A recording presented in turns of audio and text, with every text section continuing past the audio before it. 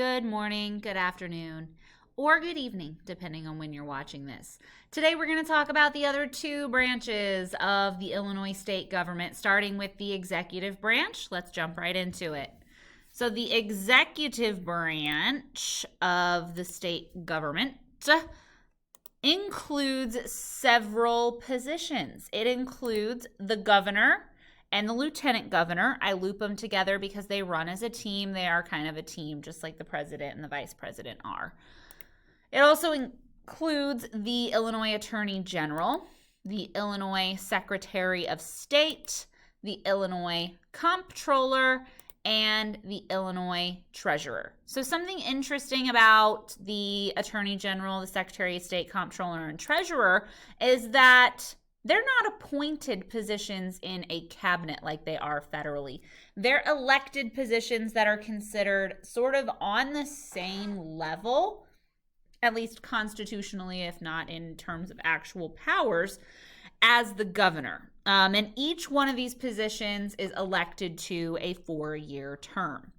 In order to serve in any of these positions, you have to be a U.S. citizen, doesn't specify for how long.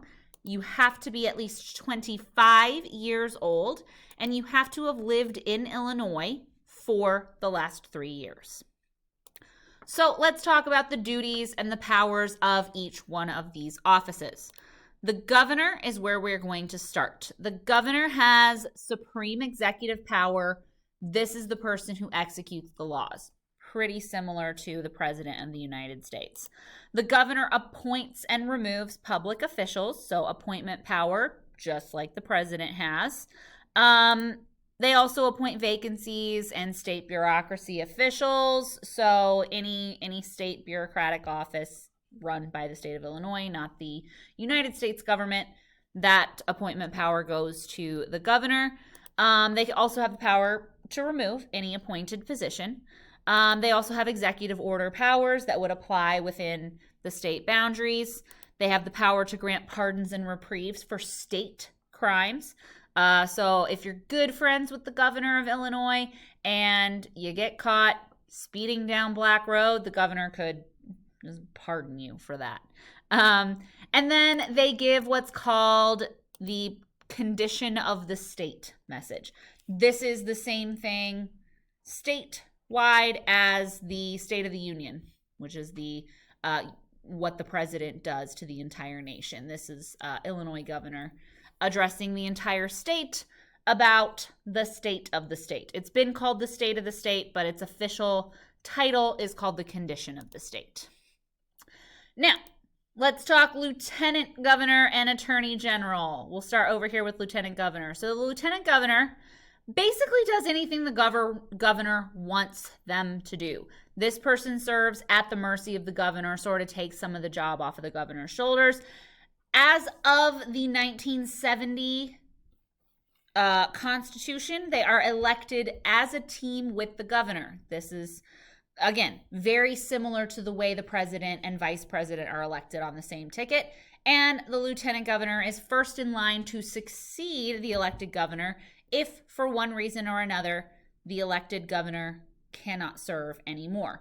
This actually happened in recent history when Governor Rod Blagojevich was convicted of trying to sell Senator Barack Obama's Senate seat to the highest bidder. That governor went to prison for doing so, and Lieutenant Governor Pat Quinn actually stepped in to fulfill the duties of governor. Now, over to the other side here, the Attorney General is the chief legal officer of the state, and according to the Constitution, this official's main role is to provide legal advice to state government officials. So they're like the state's lawyer, if you will. Then we have the Secretary of State. So go left to right here.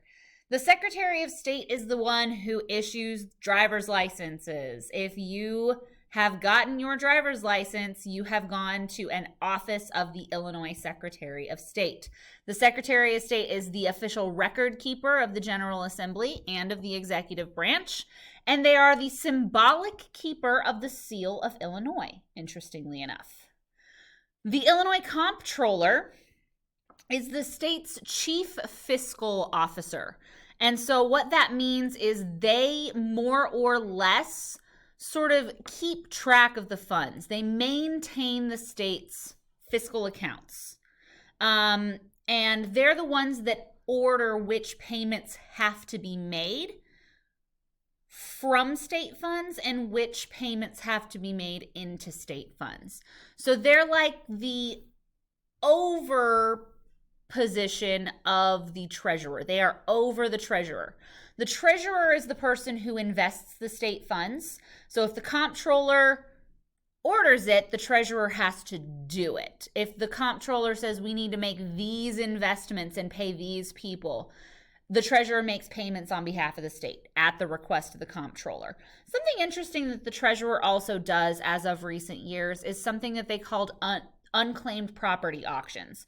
So essentially what you do is you would go online, Google Illinois unclaimed property, put all your information in. It is secure. It's a government website. And if you have, say, a long lost rich relative that has tragically passed away and has left you a fortune, the Illinois treasurer would keep track of that information.